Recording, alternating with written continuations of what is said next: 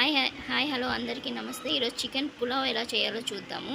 ముందుగా సాల్ట్ వేసుకోండి. సాల్ట్, పసుపు, కారం.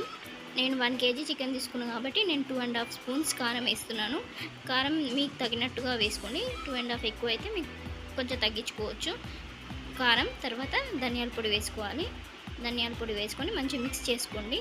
మిక్స్ చేసుకొని అందులో ఒక నిమ్మకాయ పిండుకోండి.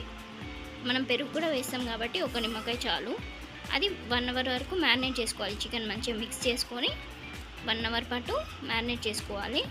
ఎందుకంటే నానాలి కాబట్టి చికెన్ మ్యారినేట్ చేసుకుంటేనే బాగుంటుంది. మ్యారినేట్ చేసుకోవాలి 1 అవర్. తర్వాత ఒక బాండి తీసుకొని ఆయిల్ వేసుకోండి. ఒక 2.5 table spoon oil, garam masala, whole garam masala, మళ్ళీ ఆనియన్స్ వేసుకొని కొంచెం కలుపుకొని అందులో సాల్ట్ వేసుకోండి. ఆనియన్స్ మంచిగా వేగుతాయి సాల్ట్ వేసుకుంటే. నేను ఎప్పుడైనా కర్రీ చేసేటప్పుడు కంపల్సరీ ఆనియన్స్లో సాల్ట్ వేస్తాను. అప్పుడే మంచిగా స్మూత్గా వస్తాయి ఆనియన్స్. అది ఆనియన్స్ వేగినాక అల్లం వెల్లుల్లి పేస్ట్ 2.5 స్పూన్స్ వేసుకున్నాను. అది వేసుకొని కలుపుకొని ముందుగా మ్యారినేట్ చేసుకున్న చికెన్ వేసుకోవాలి. మ్యారినేట్ చేసుకున్న చికెన్ వేసుకొని మంచిగా కలుపుకోండి. చికెన్ని మంచిగా కలుపుకొని ఉడికించుకోవాలి. వాటర్ అంతా వెళ్ళే వరకు మూత పెట్టుకొని ఉడికించుకోండి.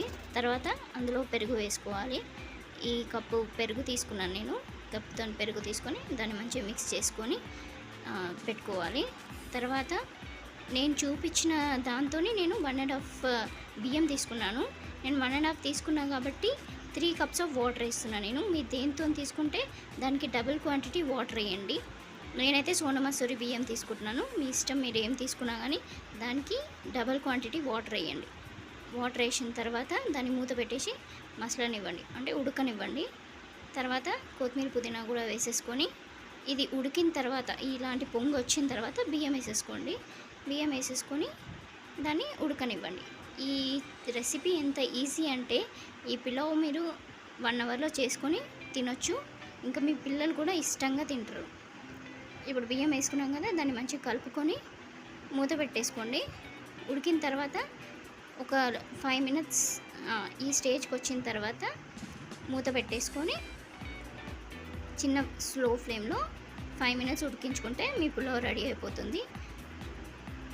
దీంట్లో నెయ్యి కావాలంటే నెయ్యి వేసుకోవచ్చు. కొత్తిమీర, పుదీనా వేసుకోవాలి. నేను నెయ్యి అయితే వేయలేదు, మీరు వేసుకోవాలంటే వేసుకోవచ్చు.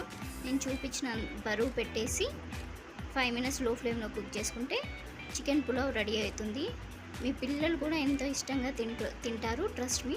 ఎలా ఉందో ట్రై చేసి కామెంట్లో చెప్పండి.